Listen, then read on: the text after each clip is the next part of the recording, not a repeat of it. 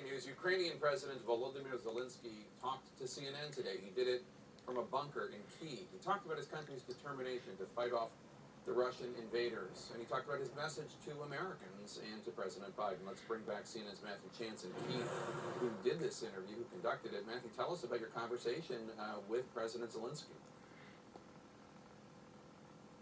Yeah, well, first of all, we were taken to a secret location inside central Kiev, near the presidential compound. We were escorted by heavily armed military forces into an underground bunker when President Zelensky finally arrived wearing green sort of military fatigues. I talked about all those things, but I started off by asking him what his message was for President Biden ahead of the State of the Union address later on tonight. What message? So many messages. I think that he has to give those messages what will really work. That is very important. To be very, useful in this situation, in this war against Russia. Я думаю, перш за все, що I think, first of all, he's a world leader. And it's very important for people in the United States to understand that despite the fact that the war is taking place in Ukraine, it's essentially for values in life, for democracy, for freedom. Therefore, this war is for all the world. And that message should be sent far and wide, from Ukraine to people in the United States, so they understand what it is like for us here, what we're fighting for, and why support for Ukraine matters. For a long time, you downplayed the US intelligence assessments about there being an imminent Russian attack. Do you now regret that? And do you think the fact that you didn't act earlier has left the people of Ukraine unprepared? The response you see today, how we work, how our army works and defends us, is a testament that we're ready for anything. Even though we were preparing in advance, it's important not to let your enemy anticipate your reaction. That's why I really did not like that situation where we put everything at risk and tell the world that we're preparing for war. The United States has said that it will not enforce a no-fly zone over this country, and it won't put boots on the ground.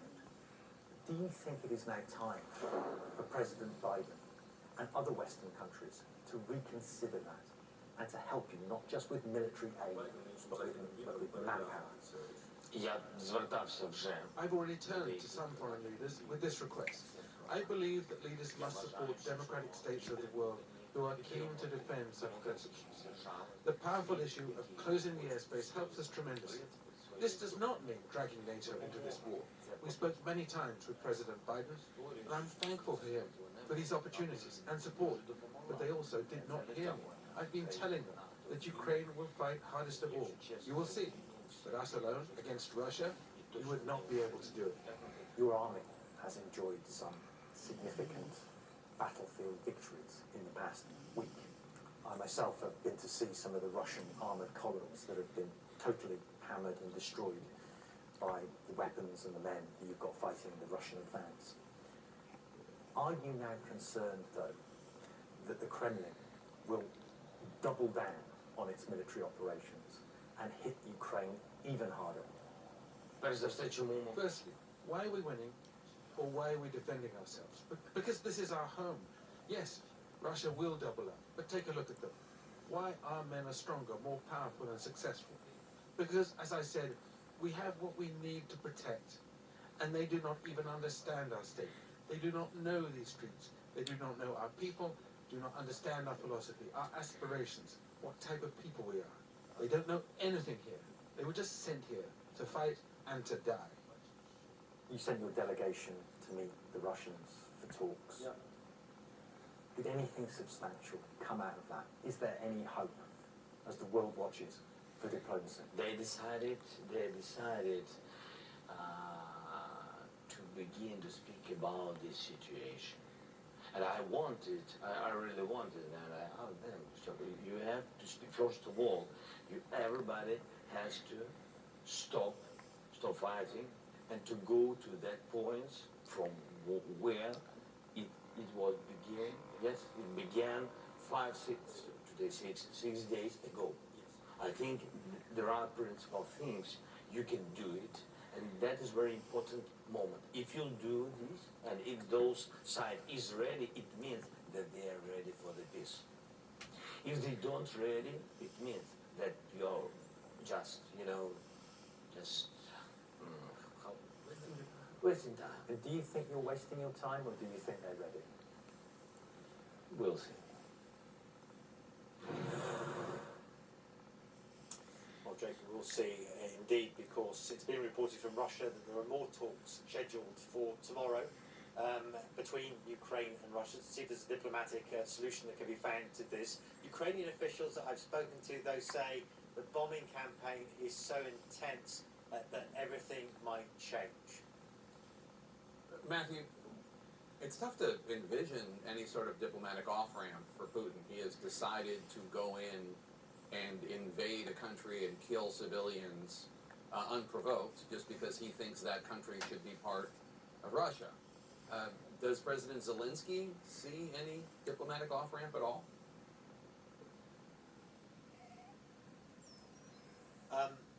At this stage, no. I mean, he played down the possibility there was going to be a diplomatic outcome. Not even the possibility of a ceasefire, he said, until he saw that, until he stopped the actual fighting. He saw the actual fighting stopping. As he said, he didn't think that the other side, the Russians, were serious about this. I mean, look, the Russians may be playing for time. They may be engaging in these negotiations so that they can rethink their plan, rethink their tactics, which clearly aren't going very well, and perhaps gather more forces. On the other hand, Vladimir Putin and the Russians, they have been blooded. I mean, there have been significant amounts of Russian forces that have been destroyed in their attempt to take this country and to take its population centres. And so, I don't want us to rule out. We should hope that there is still a possibility that there will be some kind of climb down. But I mean, the truth is, the record when it comes to the Kremlin and Vladimir Putin, it doesn't give you much room for optimism.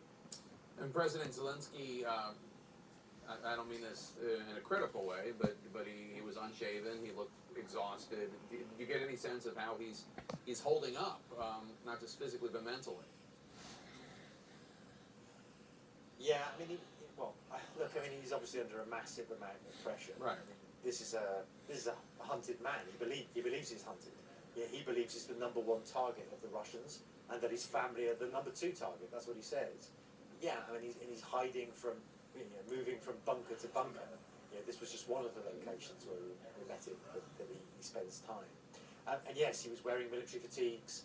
He was unshaven. He looked very pale. He had red eyes. He spoke very emotionally about his family. He was asked, at one point, when was the last time you saw your family? And he said, I haven't seen them since before this war. And then he corrected himself and said, actually, it was 3 days ago. So he wasn't happy about that. He's under an enormous amount of pressure. He's been thrust into this role. Remember, it wasn't long ago that he was an actor on television playing the president in a very popular sort of comedy on Ukrainian television. He then actually became the president, and now he is this kind of figure of this almost iconic figure of the Ukrainian resistance to Russian pressure, an enormously pressurized role to play. Matthew Chance in Kyiv, thank you so much for this.